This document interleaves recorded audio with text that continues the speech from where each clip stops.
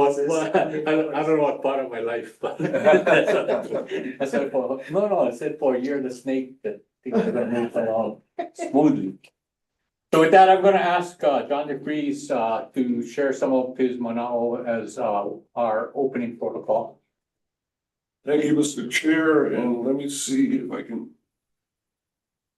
get this.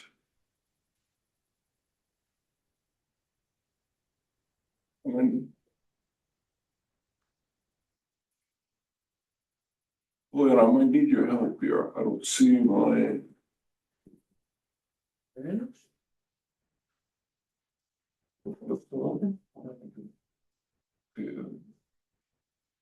That's email. Anybody know a song? You didn't close the window, did you? We did during the sound check. Alright, well, open your internet window back on. Okay, that's good.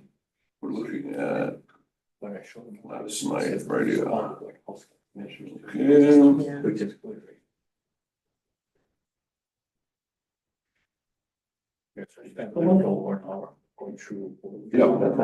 Yeah. Yeah. Okay, we are there. I just gotta open that. Okay. Okay.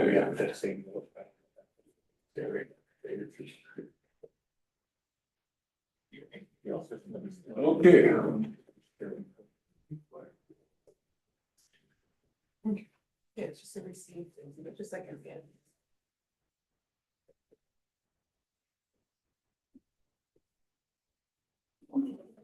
Okay. Let me, excuse me for the delay. But, I wanted to take the opportunity to, share some thoughts about, the past year and, taking the best forward with us, into the new year. And, the theme of this, called Ascent. The definition in Webster's talks about this upward movement, this steep incline, but it also talks about going back in time in the order of genealogical succession.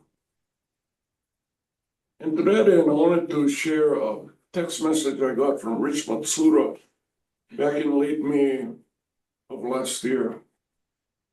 And I got struck by the nature of this invitation because he was inviting me up to join the process of Ike being granted from above. Eho maika Ike mai luna mai.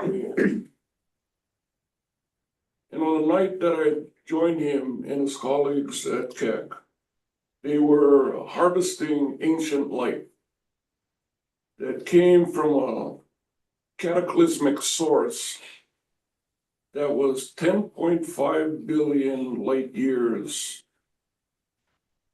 away. Keep in mind, a light year is not measuring time, it's measuring distance. So a beam of light in a vacuum will travel 5.88 trillion miles in 1 year.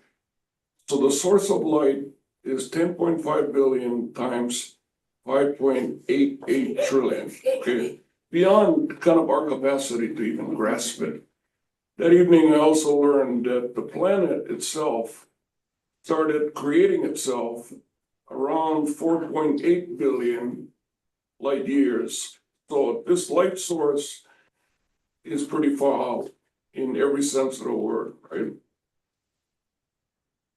And so as I was sitting there acting like I knew what I was doing, and the only non-scientist in the room, I was struck by the fact that this light was being analyzed for its content, and that we today have the instrumentation to do that. But at the same time, there was a live video feed of the volcano that night going on simultaneously. And so the lead astronomers there at Keck were sharing with me that in the analysis that was going on, these kinds of minerals and elements were being detected. And because I'm kind of not trained in that field, the first question I had is, wow. First comment I had was, wow. Second question was, isn't the volcano tonight creating those same minerals and elements? And frankly, the list is comparable of what's being produced from that light source long ago to the live event. And it led to a interesting conversation about the universe in total, and that this kind of consistency was going on. It also struck me that as I was watching that the orientation we have as Native peoples and indigenous people throughout the world, frankly, is related to this 7 generations before us, behind us. And whether you're in the South Pacific or whether you're on the continental US, the Iroquois, for instance, spoke of the 7 generation principle. But that evening, what struck me was the fact that essentially we were looking at 700 generations, 7,000 generations, 7 million, and perhaps even 7 billion generations ago. And then when you take all that mineral content that was there, there's an immediate connection to it in the fact that our human body contains the same thing found in the light, same things found in the volcano are found in our bodies. And so about a couple months later, I was preparing together with Ilya Johnson from Keck to do a joint presentation. And this term ascent, in relation to it being the transformative power of Mauna Kea, and took a look at what this particular term and its depth kind of would bring to this. And it started with the fact that we are, in our work with Mauna Kea, in the realm of Wawakua, the ancestral connections we have to the Akua as well as to the Aina. And in the array of aspirations we have, those of us that have the opportunity to contribute there know that we are responsible for bringing the best of our life's work there. That Act 255 created an authority, and that authority has been given a huge kuleana there on the mountain, and part of that kuleana includes the future of astronomy. We also know of the spirituality of that place, the sacredness of that place, and that it is a hub of elite science being conducted on Earth relative to anything else going on around the world. And we are tasked with Act 255 to find a synergistic point where the mutual stewardship paradigm in finding the balance, in dealing and addressing with the social justice issue, and also recognizing that Mauna Kea is not only a symbol to people of Hawaii, Native Hawaiians, but globally taking on a very important symbolic presence. At the heart of our work is engaging the community and ensuring that somehow the community has a voice in the choices and the decisions we are making, with a high priority being placed on conservation and culture. Dealing with things such as capacity, recognizing certain things like the cycles of nature, and of course, understanding the value of being a portal to the cosmos long before modern astronomy came, and accentuated by the work of the people on the Mauna at this time. Celebrating as well the celestial handprints, fingerprints that guided our own ancestors here to Hawaii. We also understand that our mindset has to be cognizant of the ecological responsibilities, the educational opportunities, the economic realities. That being on the Mauna is when it's done correctly, is an important experience for any human being. And how will that happen going forward, in addition to the research on extraterrestrial life and the ethics behind doing that research? We're also up there, a nexus of nations, 14 nations, eagerly trying to understand how do we get from where we are today toward achieving new leases under a new plan with new capacities and new controls built in. And the challenge of navigating through that from where we are today to achieving, ultimately completing our management plan and achieving one of the major goals being the new lease agreements there. This authority has also affirmed its commitment to natural laws. In the strategic framework, the commitment to the four Kanabai is frankly groundbreaking and cognizant of the landscapes we're dealing with there on the mountain. And each night, what that Mauna contributes to our search and a better understanding of who we are and where we came from. As an authority, we're not only being asked to transition, we're being asked to transform. Working in an environment steeped in tradition, understanding that the lead currency we're dealing with is trust. And one of the major priorities we have is how do we go about addressing and relieving the tension that has come about with the increased growth in tourism, telescopes, TMT being invoked, all of it contributing to us being at this moment at a turning point. You know, like many Hawaiian words, where when you're around kupuna or Hawaiian language experts, they talk about the literal translation and the deeper meanings behind these words. The word ascent carries these deeper meanings as well.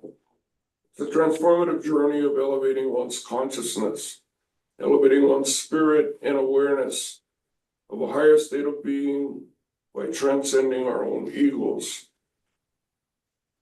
It's a path of inner growth and deeper understanding, seen across many traditions as a quest for peace, union, holiness, or a higher vibration. And with that, I close with this poem. Before I read it, I just want to be mindful and respectful for each of the religious faiths that are part of this gathering, each of the spiritual traditions that are here, as well as the cultural traditions of our islands. This is a poem from a woman named Maria Popova. And I'll close with this. We are a matter of tomorrow, pulsating in today. Children of a billion explosions, alone, together, in a swarm of change, each a system of mysteries, built to focus on the golden nebula of now, in the dark sky of never. Our mission, to make our passing light known to each other. Comets of the possible, made from the dust of time. Is my prayer for today. Grant us knowledge from above. Thank you, Chair. Oh, John. Thank you. Kind of seem. Before we move on, can I have a moment of privilege? Okay. I want to also, before we start, acknowledge two people. one, I see Ryan on video. Ryan, thank you for being here. I want to acknowledge, and for us to acknowledge your new responsibilities as the interim director of DLNR, and still with that immense responsibility, find time to be at our meeting. So I'm really pleased to see you. And we all pray for the recovery of Devon and her return to him. The second thing I want to note is we lost here in our Hilo community in the state of Hawaii a very important person in our community, and that is Kumuhula Nalani Kanakaole, and I want to acknowledge her. It is from her mother and her family that this prayer, Eho Mai Kaike Mai Luna Mai E, comes. That the work that our executive director DeFries just referenced in the principles that we're standing on, the Hawaiian principles that we will, and natural laws that will be a part of our landscape and our mission for this authority comes from her family, comes from Nalani's contribution as well as Pua, her sister, and the rest of the family. So, you know, it's a huge loss to our community, and many of our people involved in our project are directly related or very close to her. So I just want to acknowledge that. Yeah, that's It says on our thing, it says God. yeah, so thank you for that. Thank you. And thank Rich too. I mean, he knows that night altered kind of my being. So I'm really grateful for that. Thank you. Oh, no. And congratulations, Ryan, and thank you for assuming that big responsibility. With that, I'm gonna move to the approval of the minutes of the December 11th meeting. Are any amendments, changes to the minutes? Not, if we're gonna get a motion to approve the minutes. So moved. Second. Any discussion? If not, all in favor? Aye, or raise your hand. Let me confirm with all of you, any opposed? Let me confirm with all of you attending virtually that you are alone except for that chicken. And Neil has a chicken in his stump cage. Otherwise, everybody is alone. Thank you. For the chair's report, I wanted to just note that we're continuing on with our legislation. Of note, the leadership of the Waterland Committee in the state Senate has changed.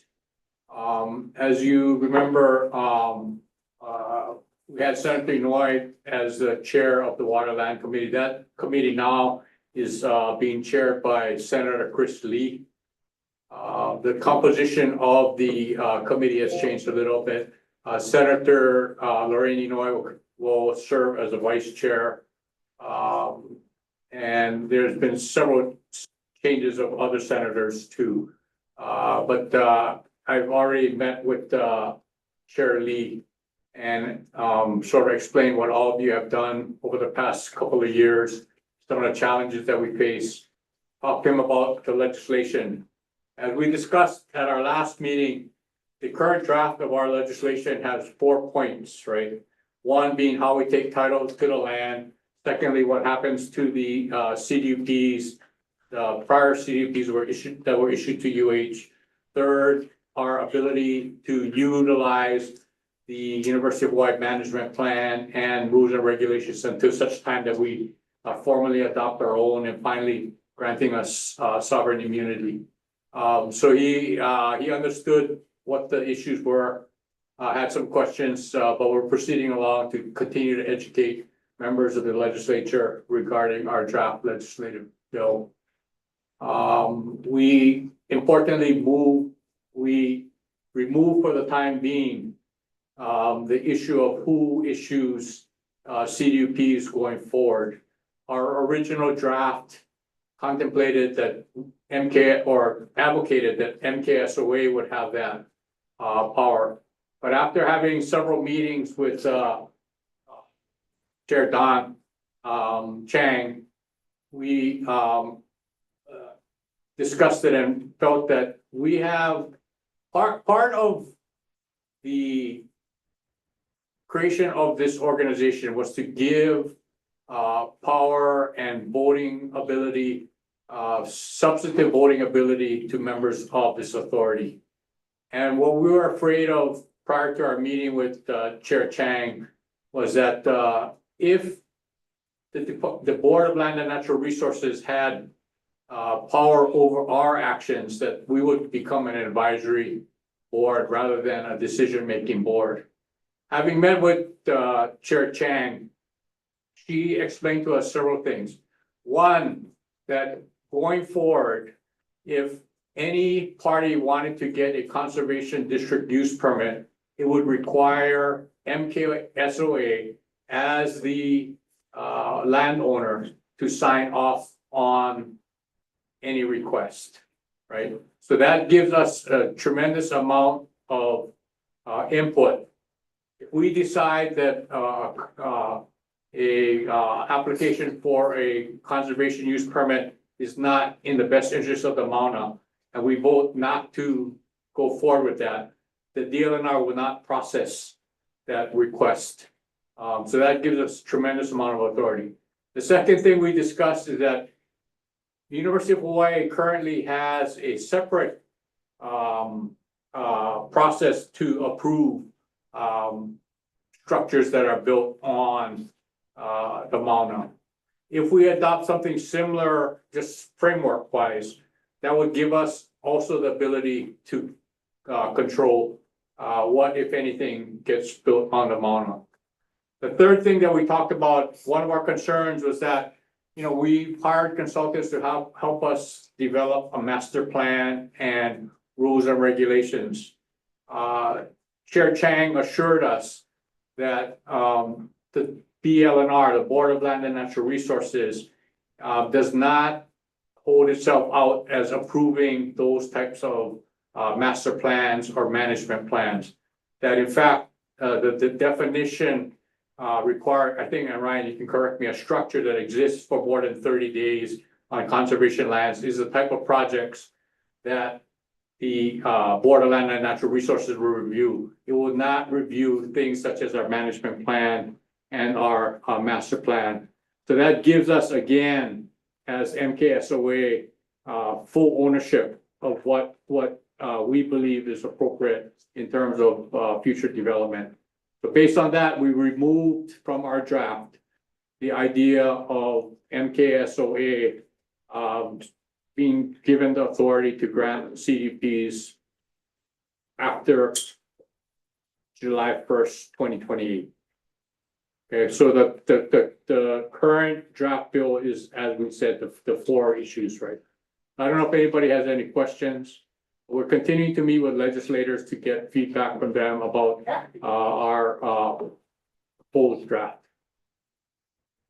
Any questions or discussion? Okay, hearing none, thank you.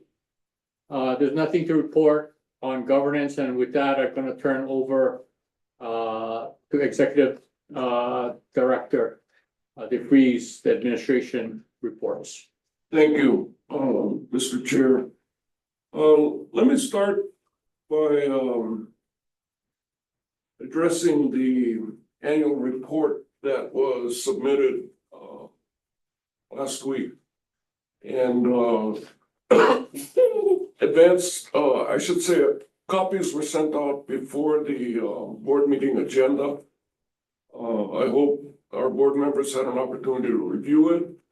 It included a report on MKSOA staff activity, the work of our planning consultant, Kuo Bakia, CMS, and the Institute for Astronomy.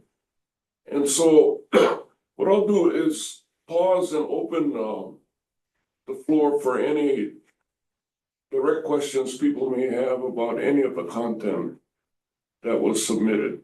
which was pretty extensive, frankly. You know, part of that submittal as well, wanted to thank and highlight the work that Chris Daggett did. In addition to, we are obligated to provide a report on the fiscal year, which would have ended July of 2025. And we completed that assignment, but also felt it would be appropriate to provide a snapshot of the last 6 months, which ultimately is a midterm report to what will be next year's fiscal year submittal. And in it, Chris addressed a few topics that I just wanted to touch on as well, because they're also part of our work with CMS. And part of it is, as you know, we have initially 6 authorized positions, of which 3 are filled by Bill, Poy, and myself, and 1 on an interim basis by Lloyd Unibasami. And then we've had 2 program specialists vacant. What I want to report is Bill and I are conducting final interviews on the ASO position. And based on the current timetable, we feel a determination will be made on the candidate by midweek next week. And that will trigger a offer letter, followed by all kinds of onboarding activity. And so Lloyd will move out of that role. He has agreed to provide transition support, for which we're really grateful. In addition to the ASO position, one of the program specialists having to do with research work is also open. I forget the total number of, because they came in different tranches, but you guys remember how many applicants we had? I believe it's 7 total. 7, okay. And so that one will take immediate priority after we complete the ASO interviews.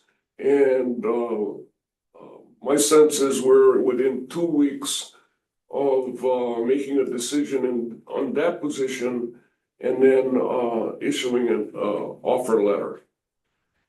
In the last legislative session, we requested 7 positions, and none of them have been filled.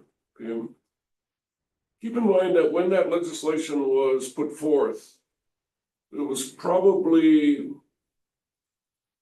14 months ago when work went into that proposed legislation. 14 months ago, we had a certain view of how this transition with CMS could take place. And then going back to about 10 months ago, Director Greg Chun and I started exploring other options that might benefit both CMS and the authority, with one of the outcomes being, how do we expedite the transition and keep it synchronized with the great work that Ben Kudo and his people are doing with the assets, contracts, and liabilities. And so we paused on pulled the posting off of the initial positions that we had and basically stalled those 7, okay?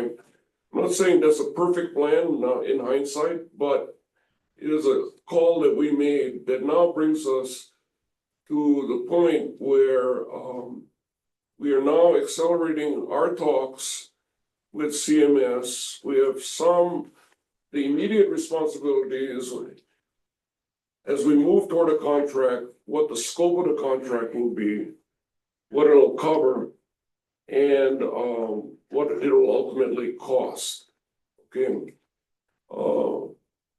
10 days from today, within the next 10 days, we will have determined what the scope is, the scale of it, and have a preliminary term sheet to present to the performance and oversight pig.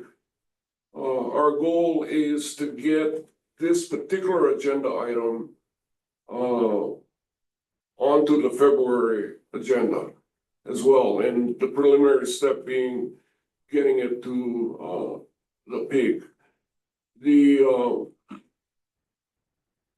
contracting CMS is an incremental step to ultimately the authority taking over in full all of those who are currently employed there. And there are a few openings that have not yet been filled. We believe we can accomplish this goal by July 1, 2027, which is a year ahead of the official transition deadline or expiration date. Okay. The advantage of having them, first of all, let me back up. One of the things that compels us to do this is actually embedded in Act 255, which allows the authority to contract other state agencies. My sense is that when that part of the law was written, nobody was thinking specifically of the authority contracting CMS, but nonetheless, that part of the law is clear. What it will also enable us to do, besides working more closely together, is to bring in relatively quickly the human resource expertise that we will need from DLNR, UH, RCUH, and the appropriate union labor experts, essentially to design the method by which the staff will make the crossover from CMS into the authority. Okay, so there's quite a bit of work to get done in accelerated pace, but we feel strongly that this will help us get there. I'll stop and pause on that if anybody's got questions or wants to apply.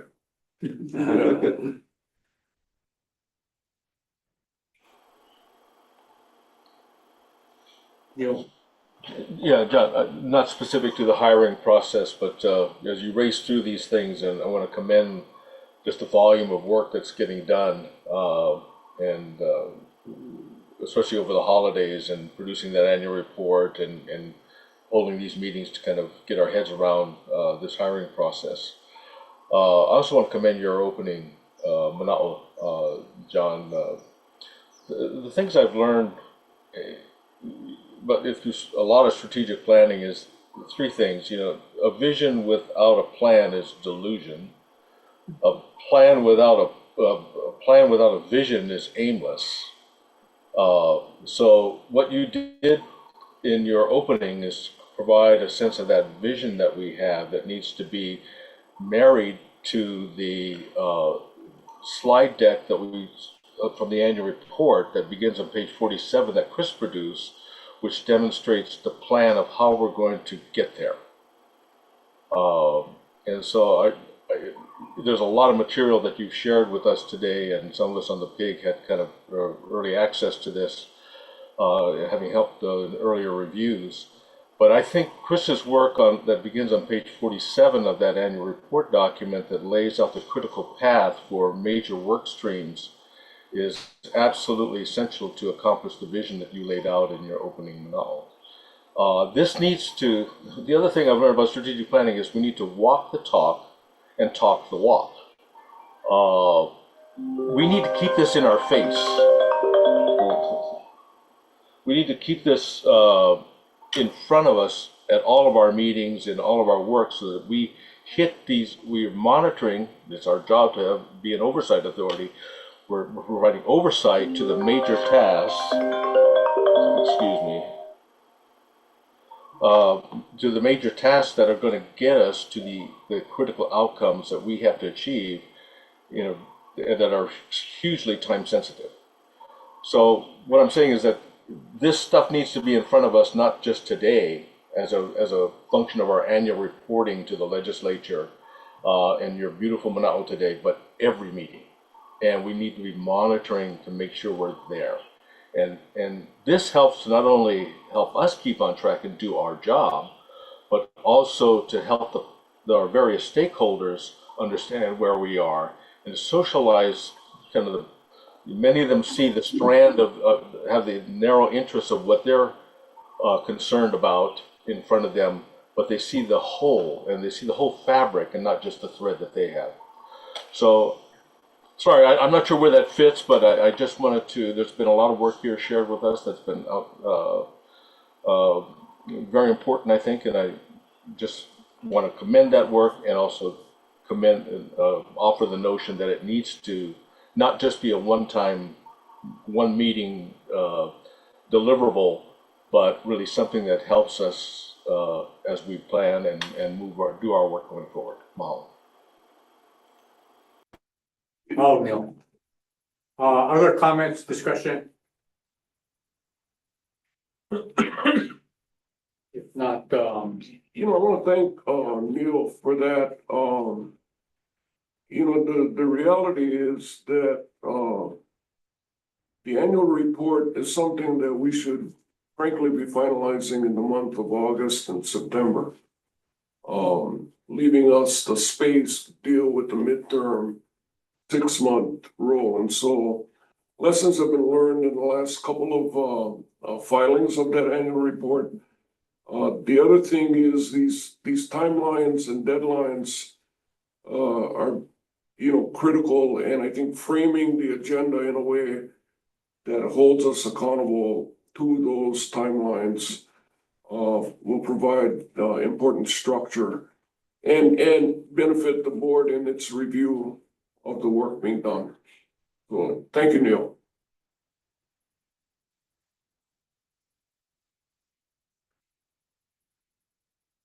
Mr. Chair, can I move to advisory groups? yes. Yeah. With respect to the advisory group, and I'm citing if you have access to the annual report, you'll find a report on it on page 57 of the report done by Chris Daggett. In it, he refers to the fourth quarter as a opportunity or at a period with which categories of the advisory groups would be determined, also draft project charters for each charter group. Those charters are still in draft form. The next step in first quarter of 26 is for the authority to review and approve the project charters for each advisory group. Now, in the process of conceptualizing the advisory groups relative to those that currently exist, which provide one model, and then the authority in search of its own advisory groups. One really interesting thing happened. The makeup of this authority, the strength of it, is in the diversity of each of the 12 of you. And what we found in moving toward forming these advisory groups or reporting back to you is that we were returning to individual silos, where astronomy would be in its silo, Hawaiian cultural expertise would be in its silo. And so we've been tasked with trying to develop a conceptual model where each of these advisory groups has diverse expertise as well.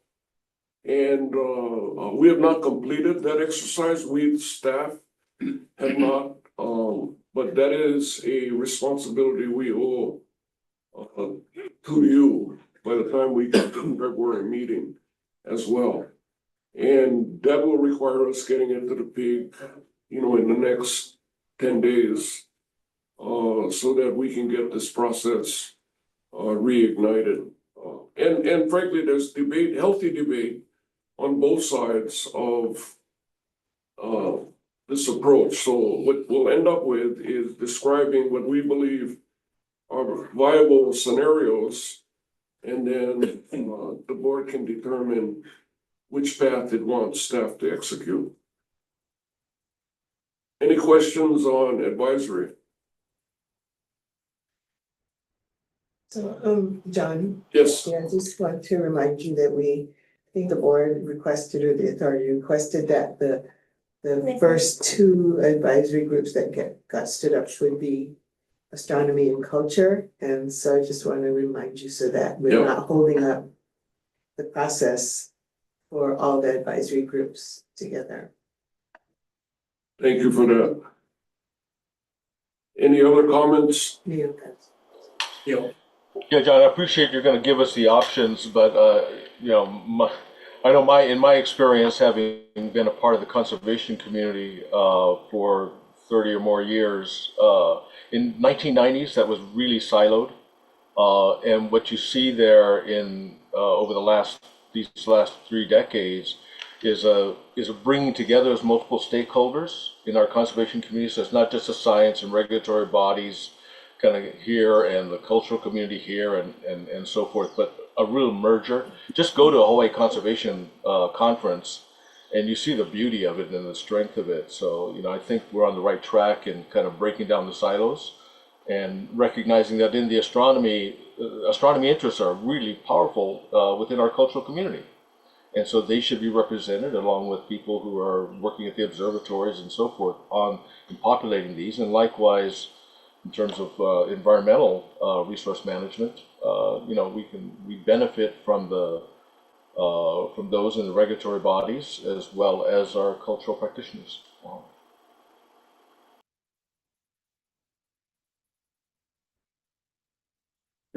Thank you. Anyone else? No? Okay.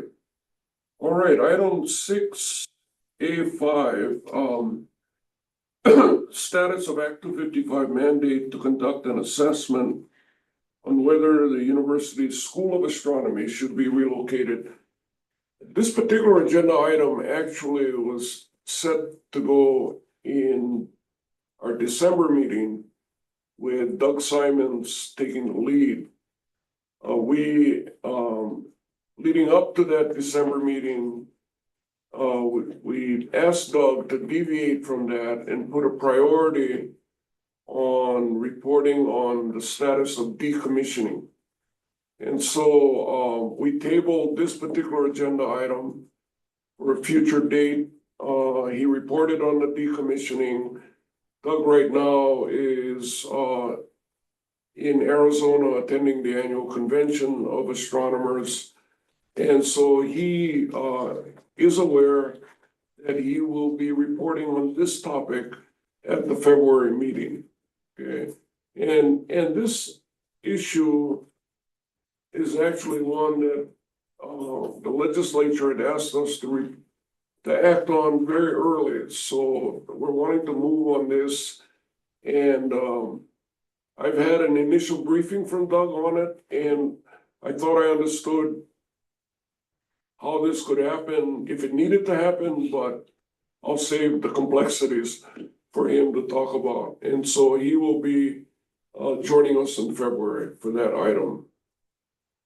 I'm going to move to item 6B and ask Board Member Ben Kudo to report on the work of the Long-Term Transition Working Group. Oh, Ben is not here. Okay. So my understanding is that they're intending to complete their report by end of the first quarter. Yes. Before you go to the next item, I just wanted to, I had missed whether or not there are any public comments on any of the agenda item. Okay, Anyone want to comment on any of the agenda item? Okay, thank you. Okay, then let's move to item 7, which is a progress report from Kua Kea, who is retained to develop the management plan for the authority. So at this time, I'll turn it over to Mahina. Smiling Mahina. Aloha kako, good morning. Ha'oli makahiki hou.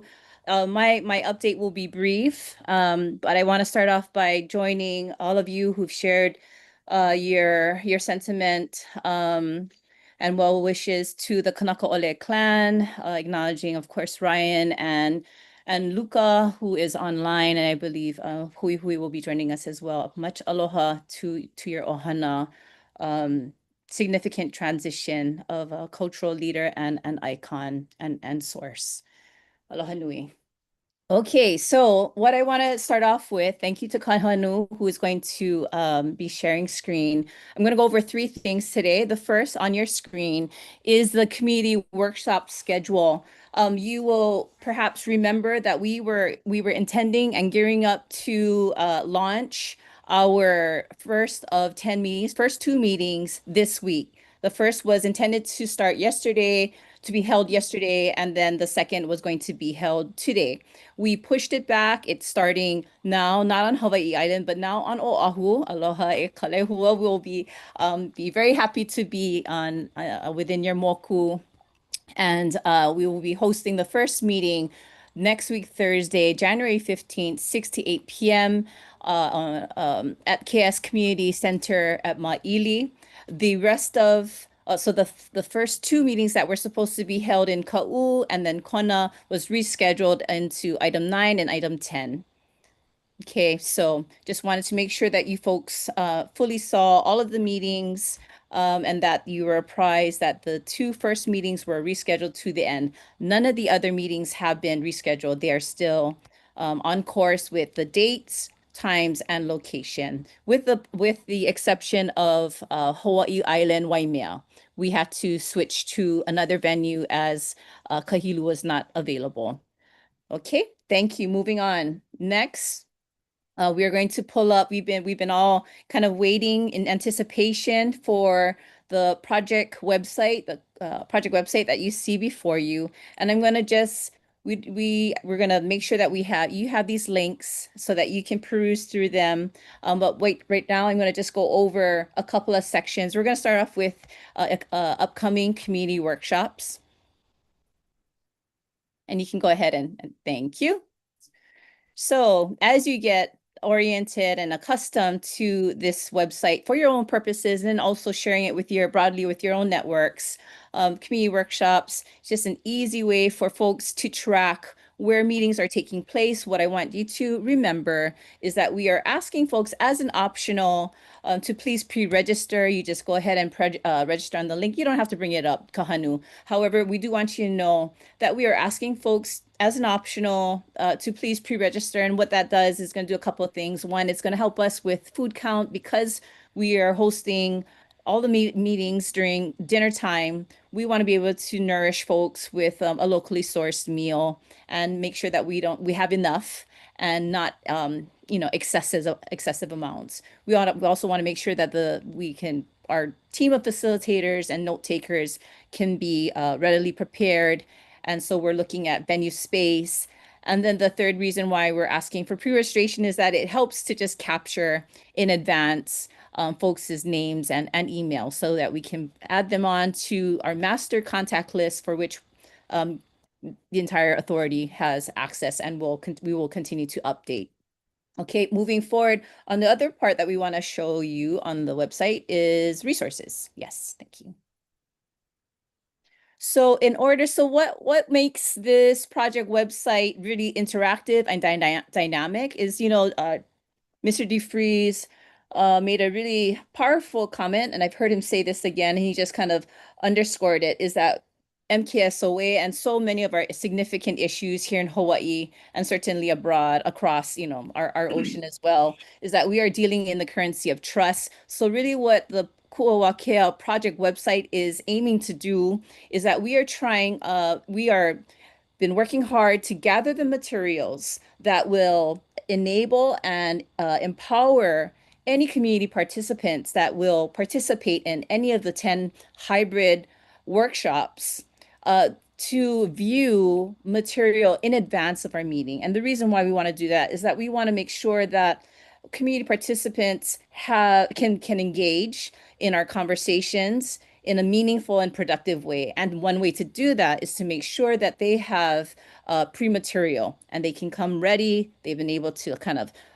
reflect on concepts such as a kind of like they can refresh their memory in terms of draft strategic framework. They can educate themselves and look at all of the various resources that are already published on the DLNR website, but we further embellish and elaborate upon. Okay, so thank you. Those are our two videos that have been approved to share. And then finally, these are the additional educational resources that that we would love for our community to delve into. Okay. And then finally, thank you. And then finally, let's pull up the Waianae flyer.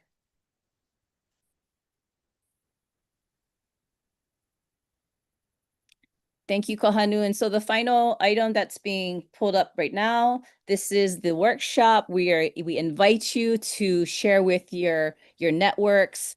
After we were waiting for this meeting, and then we are going to fully press hard to get it out into all of our networks and push through social media channels and work hand in hand with, of course, with MKSOA staff to get this out and utilize all of the previous contact lists that we have been building.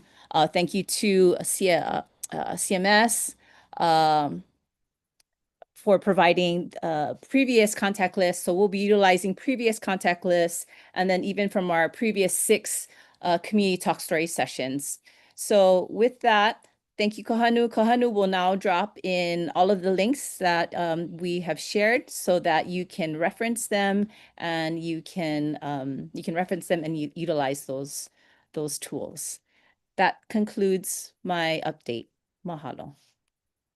I have a request or a comment.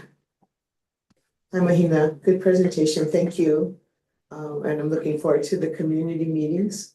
And I urge our authority members, especially if we're near your community, to attend and be present. But I also think there's one thing really missing that needs to be on the website and easily accessible. And it is a map that shows the areas of Mauna Kea that are under the jurisdiction of the authority. Because that seems to me in our early community meetings was always something we had to emphasize over and over. So if there's a physical rendering that people can refer to, that so that they can see and understand that this authority currently does not have jurisdiction over the entire Mauna, and it's very specific which areas. I think that would be very helpful.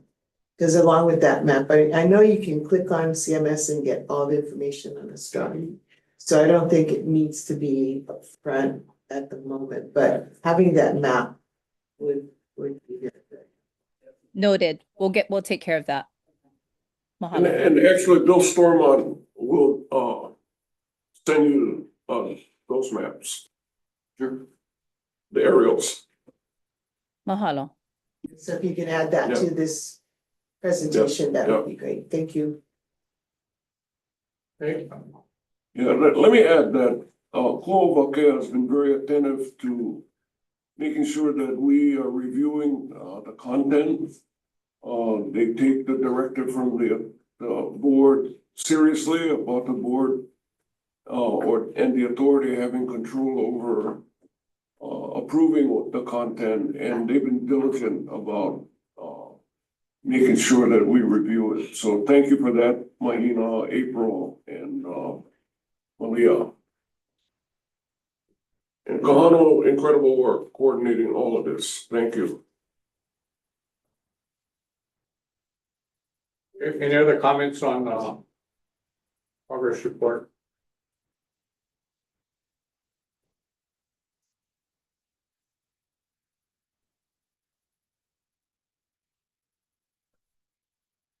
No comments, okay. Moving on. Oh, okay. No, go ahead. CMS. Okay. Moving on to item number 8. CMS, Greg, please. Hello, Kako. Good to see you all, board members. We have 3 project updates that we wanted to review with you folks today, this month. One having to do with the notice of intent to decommission by UCURT, a new fire mitigation plan accompanied by a site plan application. And then a proposal by a project by Subaru to replace some monitoring equipment. I had a chance yesterday to finalize preparations for today's meeting with Chair Komeji and Executive Director DeVries, and wanted to clarify one particular item. The UCURT notice of intent to decommission is actually itself is not a type C project per se. The decommissioning itself would be a type C. So there is no action required today by this board. This is an informational item. However, any input or feedback that you would like us to relay to UCURT and IFA regarding their notice of intent to decommission, more than happy to do that. I'm going to turn it over to Nahua and the team who will actually walk you through each of the projects separately. And we do have online for the UCURT matter, Dave Longboard from the Institute for Astronomy, who will also be providing some background. So I'll turn it over to you, Nahua. Okay. So we have Dave Longboard who will be talking about the United Kingdom Infrared Telescope, notice of intent to decommission. So I'll turn it over to David. Thanks, Nahua, and thanks, members of the authority. The notice of intent is in your materials and largely self-explanatory. This process of decommissioning is laid out in the decommissioning plan that was adopted as part of the comprehensive management plan about 15 years ago. It's been applied now twice with Caltech Submillimeter Observatory and the Hokukea facility. So we will be following that process. This notice of intent is step 1, or effectively almost step 0 in the process. It's simply giving formal notice that UH has made a decision to decommission this facility and will be moving forward in accordance with the plan. And so there will be a number of additional steps, obviously, in that process. We'll start by retaining consultants and contractors to work with us to do the various environmental and planning and permitting steps that need to be followed. Each of those processes involves reviews and approvals from CMS, from DLNR, from this authority. So as we move forward, as substantive decisions start getting teed up, those substantive decisions will come forward to the appropriate bodies. But at this point, we're simply saying this observatory has reached the end of its life and we're starting the process to decommission. This is one of the older facilities on the mountain. It was built by the United Kingdom, operated by them until about a little over 10 years ago, at which point they left Hawaii and handed the facility back to UH.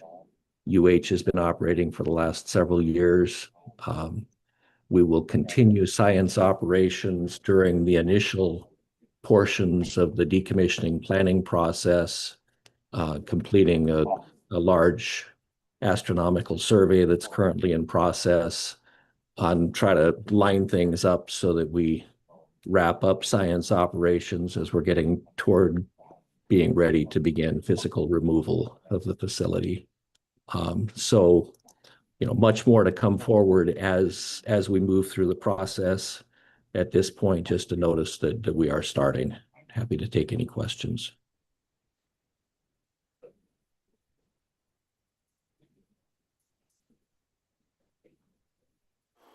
I have a Questions? question. What's the footprint of this facility? I don't have a number. It's it's the facility that's located at the fork of the summit loop, where on the right you go toward the UH 2.2 meter and down onto Gemini and CFHT, and to the left down toward IRTF and KEC and Gemini. It's a relatively small footprint, but I don't have a number for you. I apologize. Okay, mahalo. Any other questions? Wait, Okay. oh, no, sorry. Okay. When, did you need us to move or are you gonna move the camera? I'm doing that right now. Okay.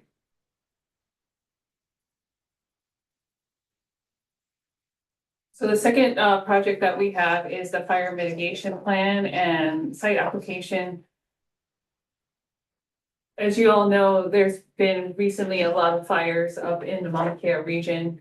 Part of what we're trying to do is be mindful of our buildings and just wanting to make sure that everyone's safe and doing our part to keep the buildings safe as well. The buildings were built in the 1980s. They're wood structures. They are built prior to having a sprinkler system. So we just updated all of our fire alarm systems, but there is no sprinkler system inside the buildings.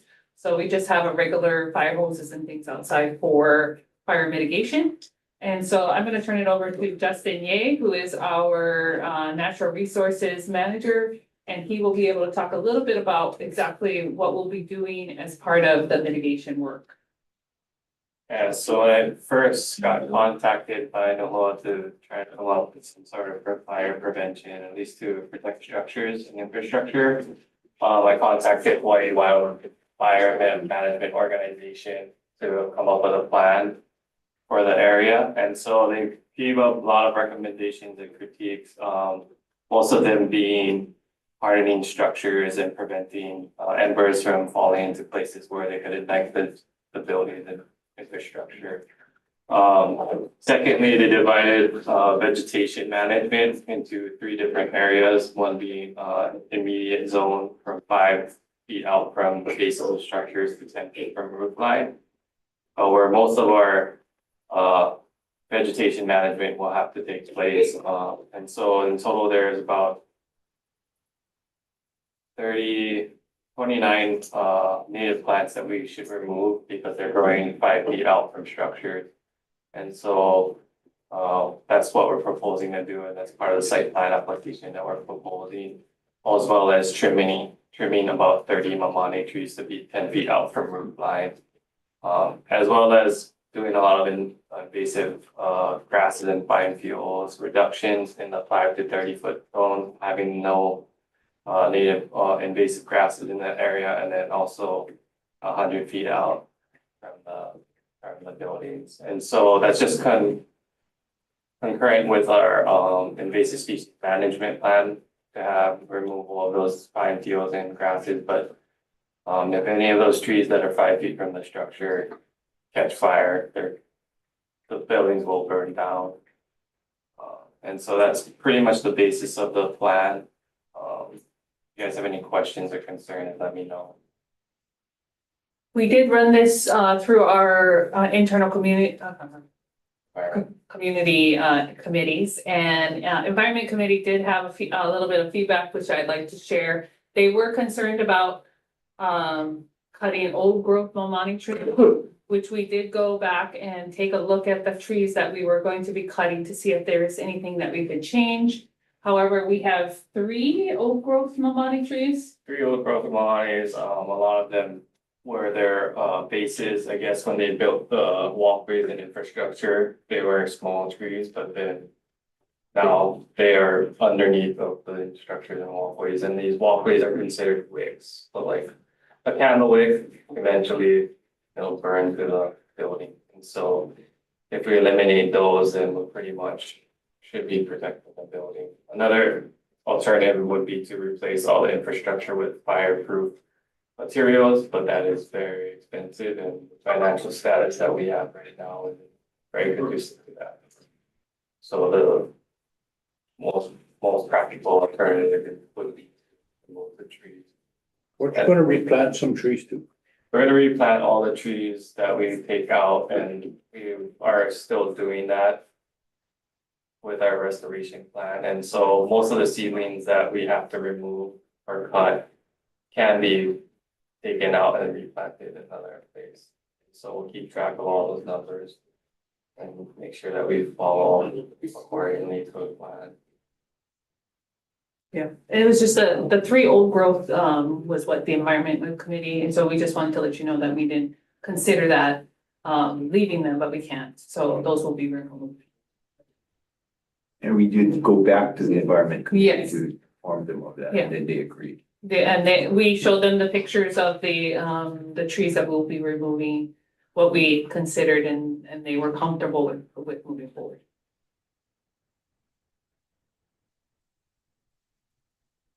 I have a question, Nahua. Yes, The three old growth trees, is it possible to collect seeds from them or have seeds been collected from them to be able to propagate?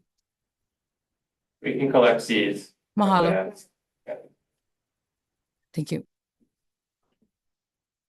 I have another question. Can the mamani, can the wood be repurposed? That I need to, I just. that I need to figure out what the deal and our rules are about Okay, the disposal of wood. Usually everything that we take down like that has to be left there for decomposition for vertebrates and, so stuff like that. But maybe they'll make an exception for you. Yeah, put them on your front. well, Yeah. it's like when canoe is built and an old growth tree is brought down, right? yes, It still lives in another form. yes. And so I'm just asking if that is something you can consider. Yeah, maybe we can look for somebody or some organization who wants to, we'll try to explore that option. We'll explore that, yeah. But most of the wood that if we cut, all just stays on property, we don't take it off property.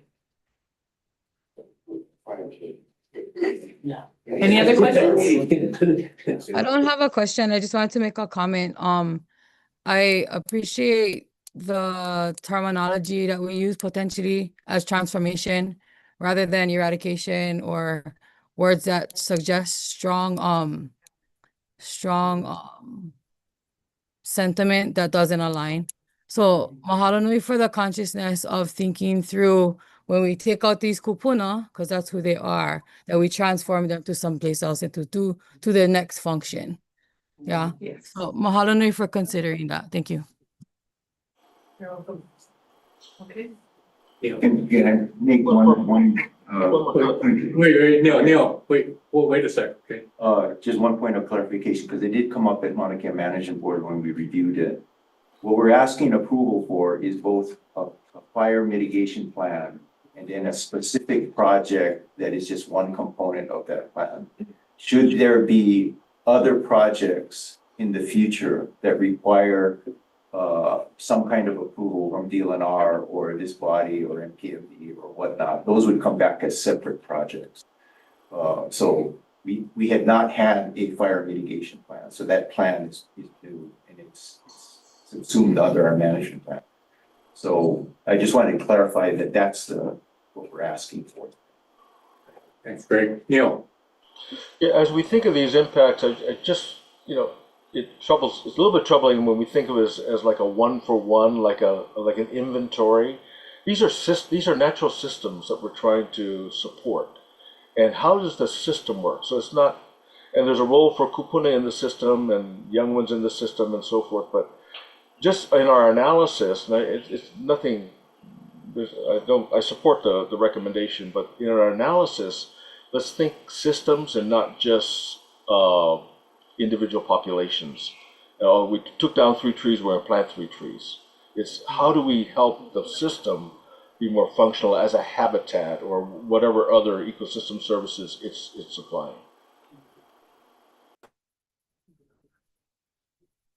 Thank you. We'll take that into consideration. I think we kind of already do, but maybe we didn't articulate it as well in the proposal.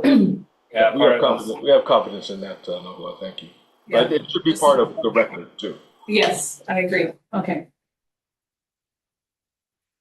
Okay, any other questions, comments? So Greg, exactly, we're looking for a vote to. Yes. Why don't you frame the? So, the request is, to approve the CMS fire mitigation plan and the site plan application attached to it specific to this, immediate mitigation, removal that, we're talking about. That's discussed in the site plan application. Great.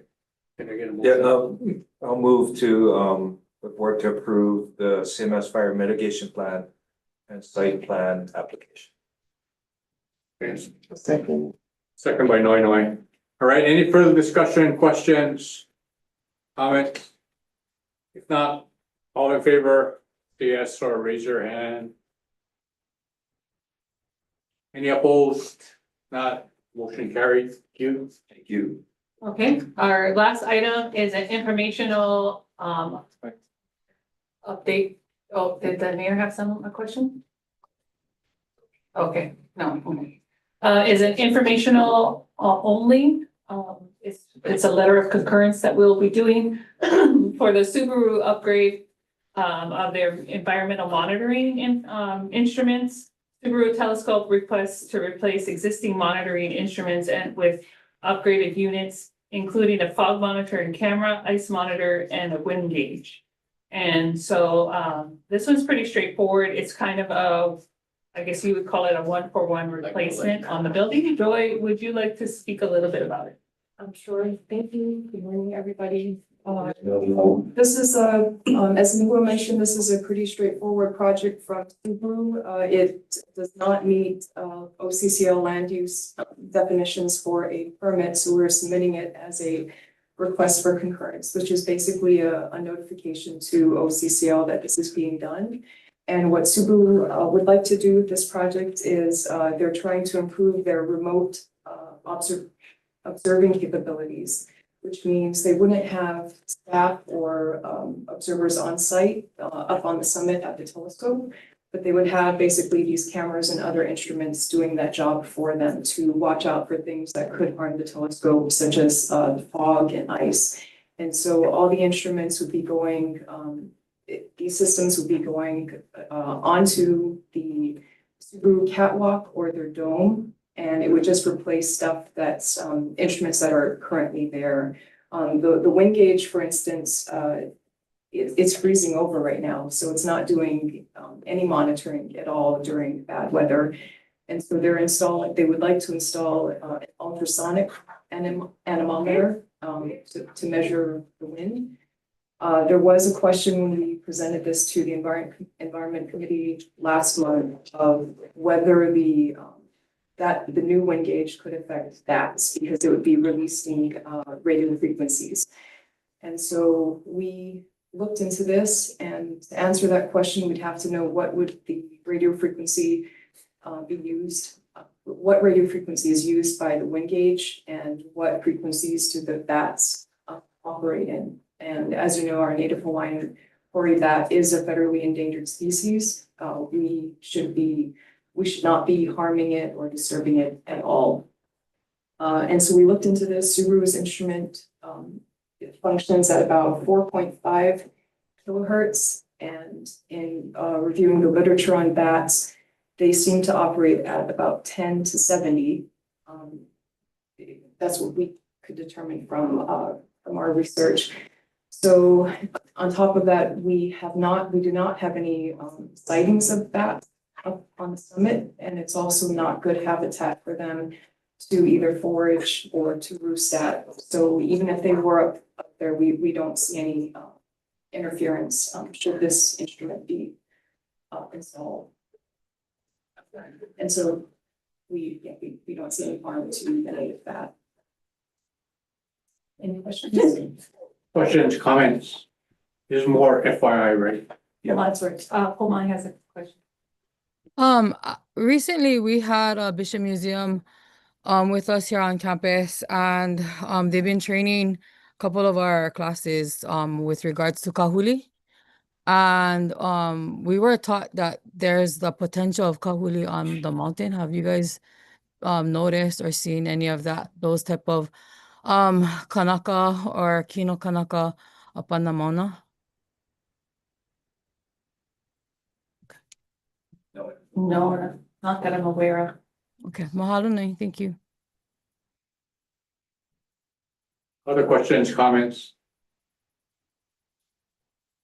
Thank you, Joy. That's all we have. Thank you. Yep, thank you. Okay, Chair, before we go on to the next item, I wanted to go back to item 7. Because I omitted to make a announcement. One of the important components of the work that is being done on our management plan is a formal board training. As I understand it, it's a 2 to 2.5 hour training called Honu Iakea. And when we talk about the Kanawai and we talk about Papaku Makavalu, to get a deeper grasp on why those models are being brought in, living models are being brought into the planning process, is going to require time by us to invest in learning more about it. So we are going to poll the board. It's envisioned as an in-person training. We have to post it publicly. And the first date we're going to poll is January 22nd, 2 weeks from today. So keep that in the back of your mind. Anticipate hearing from Pua'ena later today, because if we don't get this done, it's going to be difficult for us to totally appreciate and comprehend where the planning process is going. I don't know if you have anything to add, Noi, to that training with your knowledge. No, I have nothing for that, but I do have another comment. Okay. So just anticipate that polling going out today. If the 22nd for some reason doesn't work, then we will come back to you quickly with options. I just But wanted to- we have the Ko'olau workshop that night, so would that be on Oahu? It would be an Oahu. Yeah. Along with that, I just wanted to, and I'm not out of order here, but wanted to also mention that I believe Edith Kanakaʻole Foundation will be conducting their last Papaku Makavalu training in January and February. And I'm not certain how many seats might be available still, but I would encourage the members of the authority to participate in that training if possible. And maybe Pua'ena might be able to help us organize that if that is something that we want to do. Just to give our members even deeper insight into how this process works, and how thinking works along that way of incorporating what Ho'owakea is incorporating into our management. Thank you for that. Okay, we will move to item number 9, which we touched on earlier, it's gonna be my ED report. Today we call it kind of a financial stabilization plan. But back, you heard in my earlier remarks, talk about how 14, 15 months ago, we saw the transition in a much more conventional way. And then I found myself kind of questioning why we would be recruiting away from CMS in pieces and individually or in clusters and weakening them and not ramping up quick enough. And that's when the talk shifted about 10 months ago to how do we get the entire system over in a way that is viable and serves the well-being and confidence of the staff as well. And so at that time, we didn't see all the financial implications, but I'm going to ask Greg if you could highlight at a high level what has happened since you and I first talked about it and some of the realities that started to set in this past summer in particular. Yeah, probably the best way to describe things is that the next 2 fiscal years look pretty bleak because of the cutbacks that we are experiencing. If you have had a chance to look at our annual report, we actually report to the legislature our status. This fiscal year ending June of 2026, we're projecting to finish in the red by about $62,000. We think that with managing our spending and making some other adjustments, we'll be okay and we'll be able to actually come out net zero end of this fiscal year. However, the next 2 fiscal years, 27 and 28, are pretty bleak. I don't have it right in front of me, but I think it's about 1.5 million deficit for the next fiscal year. And then fiscal year 28, it ratchets up about 2.5, something like that. What I've been asked to do by our regents is come up with a plan, what actions would be taken should that funding scenario continue as we have projected. So working with Nahua, Rodrigo, and Mary Beth, and looking at different ways to manage the situation. But with those kinds of deficits, cutting back on services and programs only gets us so far. So, we don't have that plan in place yet, but we are working on that. And I have to deliver that, at least deliver a report to the regents probably in the next couple of months.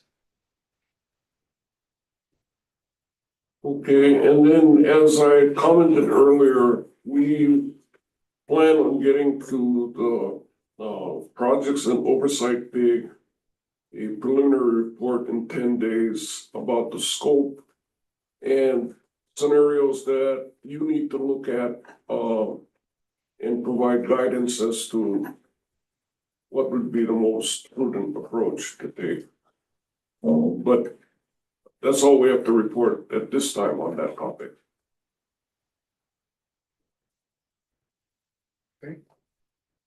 Finance. Okay, okay, Lloyd, you're up with the finance report. Thank you all for putting up with the blank page we sent out.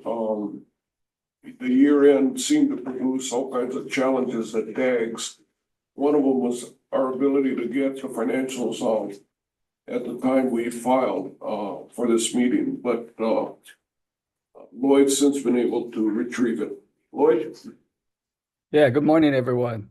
First of all, yes, we do apologize for not being able to send out a financial statement with the board package, authority package. The timing of the year end and my the technical issues I had to get into the system made it impossible to get the information out on time.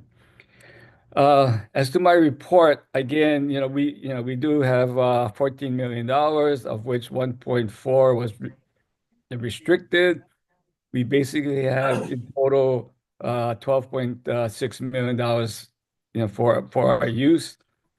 $1.2 million has been allocated to salaries and other expenses of 11.4 as our budget. As of the first 6 months, we have utilized $363,000 for operations. I've encumbered $2.6 million with RCOH for the next 2 years.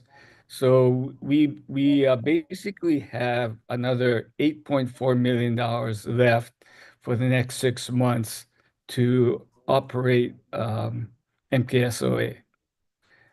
So in a nutshell, that's what it's all about. Any questions?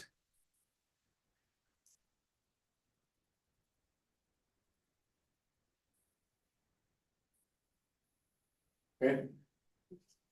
No question. Great deal, Mr. Chair. All right, again, just asking if there's any public testimony on any of the items. Okay, if not, announcements to the next authority meeting, but importantly, between now and the next authority meeting, we have 5 to 6 community meeting. Mahina posted that the description of when the meetings are, as well as where the meetings will be held. So there's at least 5, maybe 6 community meetings between now and our next authority meeting. Next authority meeting, February 12th, same place, same time. With that, unless there's any other announcements. Mr. Chair? Yeah. Couple of things, if I may. Juana, can you pull up the Huo'okea website? To First Vice Chair Dr. Auntie Noinoi's question regarding maps on the website. We're gonna pull that up and show you where there are maps on the website available. I wanted to show how to navigate to those. But if you go back, Juana, just so we can get the path. Under Community Education Resources, scrolling down, come to item there on the upper left, Community Education Handout. And in that, scrolling down, you'll find a set of maps that describe watershed areas, conservation district, and zones. And then a little further down, and thanks, is the UH responsibility areas, the lease area, and so forth. So they are on the map, on the website if Okay, available. can I still make a recommendation that there be a quicker link Sure, right up front sure for thing. the maps? Thank you. Okay. Yeah. And then second point, to member Hannah's question about the footprint of the UKERT site. Appendix F in the current 2022 master plan shows the astronomy site descriptions. It does identify the UKERT site as being, the lease area is 0.77 acres. The actual footprint of the building is quite a bit smaller than that, but that's available information that's there that talks about that particular site. And you can see what the footprint is. The footprint's probably 20% of that lease area as depicted in this appendix in the 22 master plan, the UH master plan. So that's there. And I'd be happy to send that out or include it in the board packet information, this particular map. It's an interesting one that shows the sublease areas and the relative sizes of each in the summit area within the astronomy precinct. Just wanted to offer that. Appreciate that, Bill. Greg, you might consider incorporating those kinds of maps in those kinds of decommissioning reports so that we kind of see the impact on the overall campus up there. Sure. Okay, any other announcements, comments? If not, if we can get a motion to adjourn. I move. Okay, any opposed? Thank you, meeting adjourned. Thank you, everybody. All of You. Go on.